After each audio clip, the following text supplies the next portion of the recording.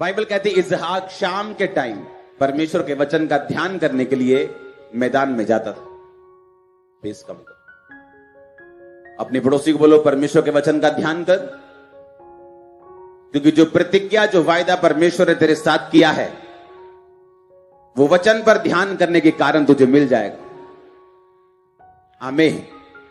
आपके साथ भी परमेश्वर ने वायदा किया होगा। हां, एक वायदा सभी के लिए है कि मैं तुझे आशीष दूंगा, मैं तुझे बढ़ाऊंगा, लेकिन एक इंडिविजुअल कॉलिंग होती है। अगर आप बिजनेसमैन हैं तो आपको परमेश्वर ने अलग वायदा किया होगा। अगर आप पास्टर हैं तो आपसे अलग वायदा किया है। इसहाक को यह बात मालूम थी कि परमेश्वर ने उसके साथ एक वायदा किया है कि मैं तेरे वंश को बढ़ाऊंगा और तुझे बरकत दूंगा, और वंश तभी बढ़ेगा जब बच्चा होगा। और बाइबल कहती है उसकी पत्नी 20 साल से बांझ थी। वही पत्नी जो किसने भेजी थी? यहोवा परमेश्वर। लव मैरिज नहीं थी, उसकी अरेंज मैरिज थी। उसके बाप ने अपने नौकर को भेजा कि साथ वाले देश में जाओ और वही लड़की जो यहोवा को मानती हो मेरे बेटे के लिए लेके आ। और बाइबल कहती है उसका नौकर गया और परमेश्वर से निशानियां मांगने लगा कि प्रभु जो लड़की आके कुएं से मुझे पानी पिलाए, मेरे ऊंटों को भी पिलाए। जो बड़ा कठिन काम था, ऐसा होता नहीं था कि आप किसी के घर में जाएं और बोले मैं तुझे भी पानी पिलाऊंगा, तेरी माजून में भी पिलाऊंगा, तेरे कट्टे में भी पिला दूंगा। ऐसा होता नहीं। हाँ, उसने कहा ऐसी कोई लड़की हो तो मैं समझ लूंगा ये हवा वो तेरी ओर से है।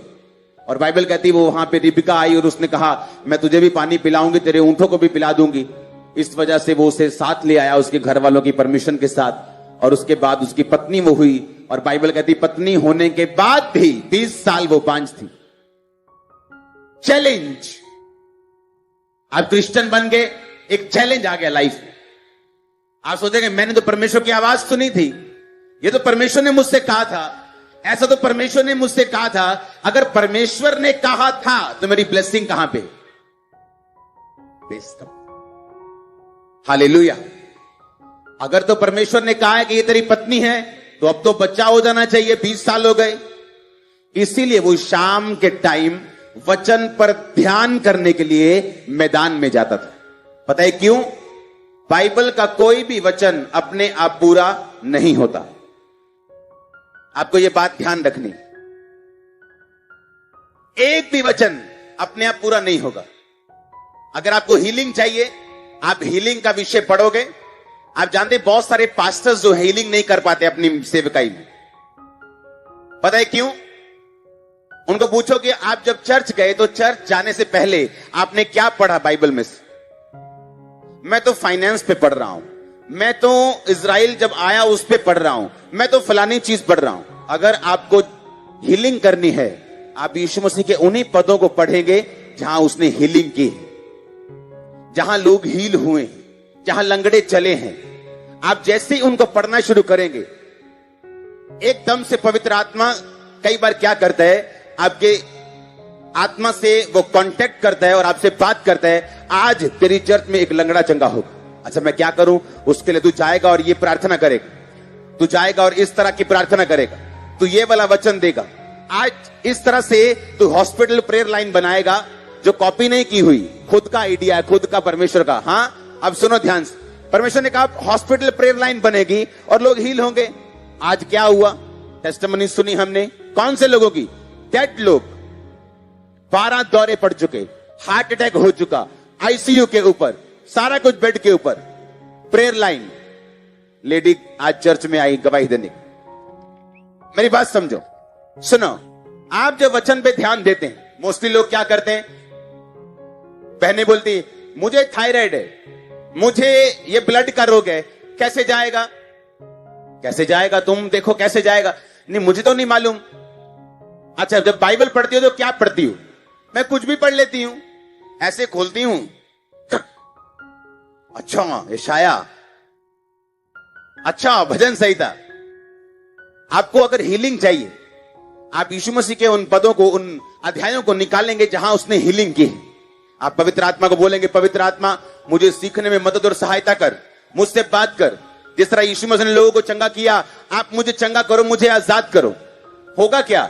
धीरे धीरे होली स्पिरिट आपसे बात करना शुरू कर देगा। हो सकता है वो आपके सपने में आपको हील कर दे, आप चर्च में आए, उस दिन हील हो जाए। कोई भी, चाहे आपकी डाइट प्लान चेंज हो जाए, एनीथिंग कैन हैपन, कुछ भी हो सकता है, क्योंकि आपने उन पदों पर ध्यान दिया, उन वचनों पर ध्यान दिया, पवित्र आत्मा से बात की, और पवित्र आत्मा ने फिर रास्ता निकालना ही होता है और आपको उत्तर देना ही होता है, वो कहीं से भी आपको दे। मेरी बात समझ रहे हो कि नहीं? अगर मुझे कोई बोलता है मेरे पास बेबी नहीं, तो क्या करना है? पता नहीं। बाइबल के उन वचनों को निकालो, उन लोगों को पढ़ो जिनको परमेश्वर ने बेबी दिया है, उनकी जीवनी पढ़ो, उनके जीवन को पढ़ो। बाइबल कहती अलीशिबा बांझ थी और बुढ़ापे तक उसके बेटा नहीं हुआ, लेकिन वो दोनों परमेश्वर की आज्ञाओं और विधियों के ऊपर निर्दोष चलने वाले थे। और एक दिन उसकी चिट्ठी निकली कि तू जाके परमेश्वर के घर में जाके ये सारे रीति रिवाज करेगा, क्योंकि लोगों की चिट्ठी डाली जाती थी, लॉटरी लगती थी, किसका नंबर आएगा सेवा करने के लिए, उसका नंबर आ गया। इमेजिन करो अगर वो आज का मसीही होता, 70 साल से बेटा नहीं हुआ, चर्च में बैठा होता, अरे अब तक 300 चर्चिस और 500 जगहें घूम के आया होता और बार में बैठा होता, बोलता सब जगह घूम लिया, कोई नहीं है परमेश्वर। हाँ, सब जगह घूम लिया, चर्च भी गया, वहां भी गया, तीसरे स्थान, चौथे, सब चला गया, मैं कोई परमेश्वर नहीं। पर बाइबल कहती आज्ञाओं पर, विधियों पर निर्दोष चलने के बावजूद भी वो परमेश्वर के भवन में मौजूद था। जब उसकी चिट्ठी निकली कि तू जाके अंदर परमेश्वर के रीति रिवाजों को पूरा करेगा, जब अंदर गया तो स्वर्गदूत कहता प्रकट होकर कि अब तेरे घर में बुढ़ापे में संतान पैदा होगी, तेरे पुत्र पैदा होगा, उसका नाम यूहन्ना रखना, वो परम प्रधान के आगे आगे चलेगा, उसके रास्तों को साफ करेगा, उसे बपतिस्मा भी देगा। ये उसे मालूम नहीं था। आमीन। अब उसे मालूम था। आप जो भी प्रभु से लेना चाहते हैं ना, आप प्रभु पे आपका कोई एहसान नहीं, परमेश्वर आपका कर्जदार नहीं कि वो आपको सब चीजें उसको देनी ही पड़ेगी क्योंकि आप क्रिश्चियन हैं। ऐसा नहीं। तू बहुत दुखी था इसलिए मैंने तुम्हें चंगा किया, ऐसा कहीं नहीं लिखा। उसने कहा तेरे विश्वास ने तुझे चंगा किया। मुझे बिलीव करना होगा। नीचे कर लो पासपोर्ट का के, अभी वचन सुनो, अभी भी तुम्हें पासपोर्ट की पड़ी। हालेलुया। कितने मेरी बात को समझ रहे हैं? शाम के टाइम वचन पर ध्यान करने के लिए, ताकि जो मुझे चाहिए वो कहां से निकलेगा? वर्ड से, वर्ड से, वचन से। ये बाइबल जो आपके हाथ में पकड़ी, इससे निकलेगा, इसी से निकलेगा। आपका बेटा भी, आपकी ब्लेसिंग भी, आपकी बेटी भी, आपकी ताकत, आपकी हीलिंग, आपके डिलीवरेंस, आपका मस्सा, आपकी चर्च, आपका वीजा, आपकी फेवर, इसी से निकलेगा। लेकिन कई बार जिन लोगों को अकल नहीं होती ज्यादा ना, उनको आप काजू पिस्ता बादाम भी दे दो ना अपने रखने के लिए अपने गेस्ट के आगे, तो उसको भी वो बिस्किट बना देते हैं 5 रुपए वाला। और जिसको अकल होती है वो 10 रुपए के बिस्किट के पैकेट को भी ऐसे लेके आता कि पता नहीं कौन सा इसमें सोना डला हुआ है। कितने मेरी बात को समझ रहे हैं? बाइबल आपके हाथ में है। यही वो बाइबल है जिससे मैंने सब कुछ लिया है। आपके हाथ में भी वही है। मेरे पन्ने ज्यादा नहीं है, पन्ने सेम है, वचन सेम है, भाषा भी हमारी सेम है। रिजल्ट अलग अलग हैं क्योंकि हमारे पढ़ने का तरीका, हमारे मानने का तरीका अलग अलग है। अच्छे अच्छे लोग, पास्टर्स की अपनी फैमिलीज तक वचन नहीं पढ़ते लोग, मैंने देखा है लोगों को। विश्वासी, खासकर भाई, वचन नहीं पढ़ते। शाम को आके अपनी वाइफ के साथ प्रार्थना में बैठ जाएंगे पर वचन नहीं पढ़ते और ये भूल जाते हैं। परमेश्वर ने कहा उसने अपने वचन को भेजकर अपने लोगों को चंगा किया। किसको भेजा? वर्ड को भेजा। वर्ड तो है ही नहीं, वचन तो है ही नहीं। कलीसिया का क्या कसूर? पास्टर्स के पास वर्ड नहीं।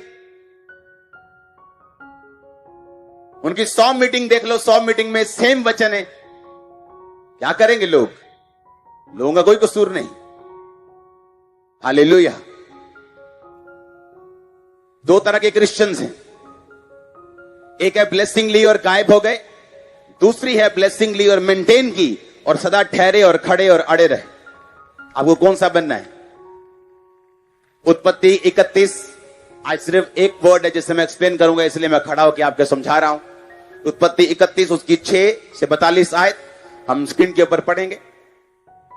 याकूब कह रहा है अपनी पत्नियों से, कहता तुम भी जानती हो कि मैंने तुम्हारे पिता की सेवा शक्ति भर की है, फिर भी तुम्हारे पिता ने मुझसे छल करके मेरी मजदूरी को 10 बार बदल दिया, परंतु परमेश्वर ने उसको मेरी हानि करने नहीं दिया। उसने कहा जब उसने कहा चित्ती वाले बच्चे तेरी मजदूरी ठहरेंगे, तब भेड़ें बकरियां चित्ती वाले पैदा करने लगी। जब उसने कहा धारी वाले बच्चे तेरी मजदूरी ठहरेंगे, तब भेड़ें बकरियां धारी वाले बच्चे पैदा करने लगी। इस रीति से परमेश्वर ने तुम्हारे पिता के पशु लेकर मुझे दे दिए। भेड़ बकरियों के गाभिन होने के समय मैंने स्वप्न में देखा कि जो बकरे बकरियों पर चढ़ रहे हैं वो धारी वाले, चित्ती वाले, धब्बे वाले हैं। तब परमेश्वर के दूत ने स्वप्न में मुझसे कहा, हे याकूब। मैंने कहा क्या आज्ञा? उसने कहा आंखें उठाकर उन सब बकरों और बकरियों पर जो चढ़ रहे हैं देख कि वो धारी वाले, चित्ती वाले और धब्बे वाले हैं, क्योंकि जो कुछ लाबान तुझसे करता है उसे मैंने देखा है। सब बोलो आमीन। अब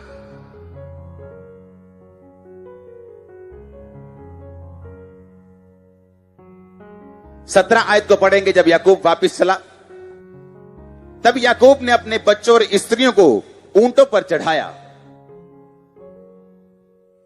और जितने पशुओं को वो पद्दनराम में इकट्ठा करके धनाढ्य हो गया था, सबको कनान में अपने पिता इसहाक के पास जाने के विचार से साथ ले गया।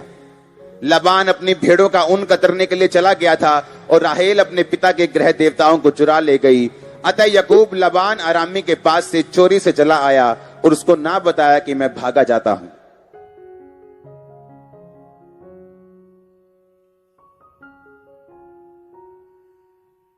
वह अपना सब कुछ लेके भागा और महानद के पार उतरकर अपना मुंह गिलाद के पहाड़ी देश की ओर किया।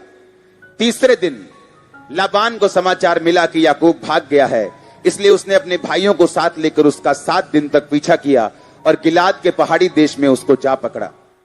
परंतु परमेश्वर ने रात के स्वप्न में लाबान के पास आकर कहा, सावधान रहे, तू ना तो याकूब से भला कहना ना बुरा कहना। सब बोलो आमीन।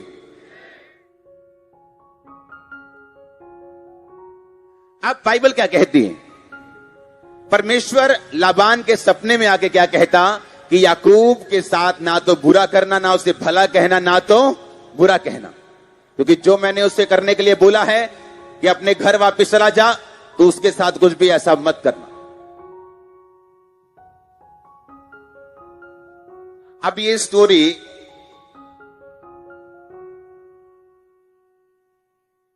ये बड़ी समझने वाली है।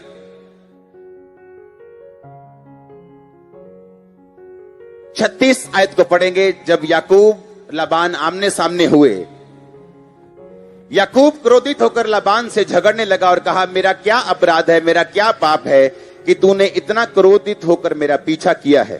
तूने जो मेरी सारी सामग्री को टटोल कर देखा और तुझको अपने घर की सारी सामग्री में से क्या मिला?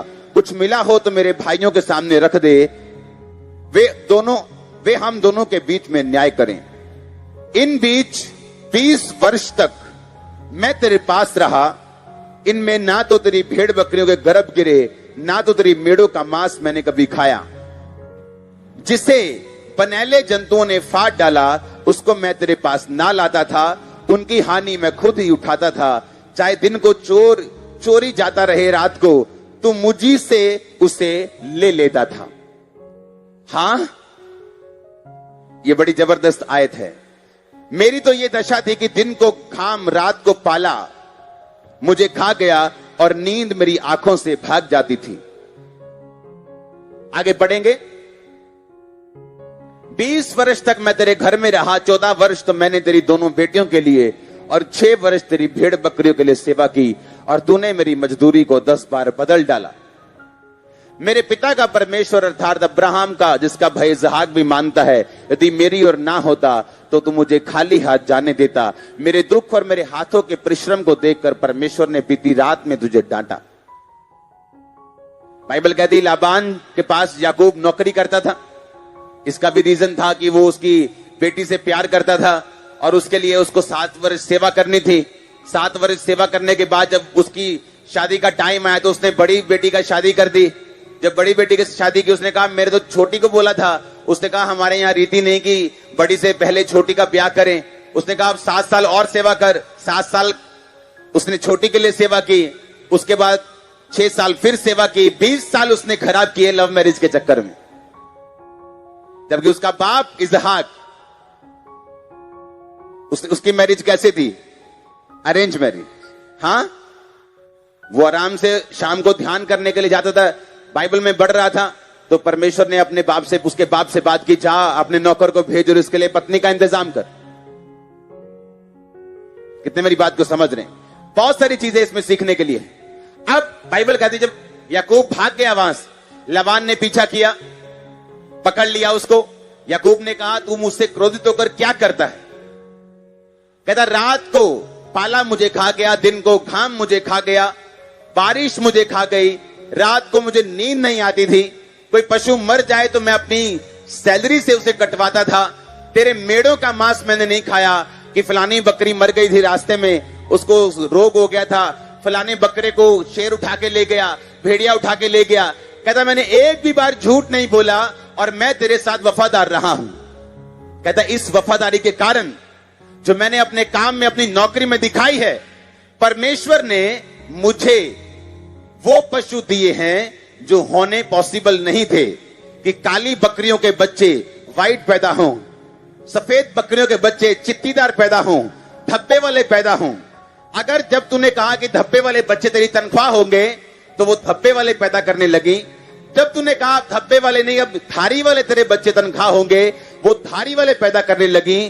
क्योंकि परमेश्वर मुझे देखता था कि मैंने तेरे साथ कोई अन्याय नहीं किया, मैंने कोई भी चोरी नहीं की, मैंने कोई भी गद्दारी नहीं की, इसीलिए परमेश्वर ने मुझे ब्लेस किया और रात को तुझे डांटा। हालेलुया।